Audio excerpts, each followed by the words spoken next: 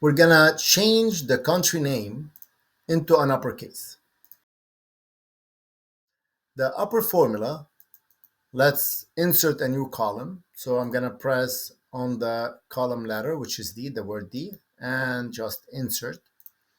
And I'm gonna use equal, upper, and select the country. As simple as that.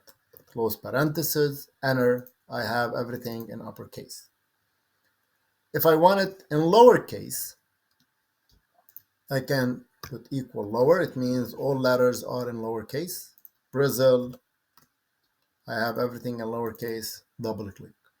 Now, this is not my favorite. Why? Because I need to copy again and paste special as values to make sure that if I remove this column, I don't get a reference hashtag. Okay,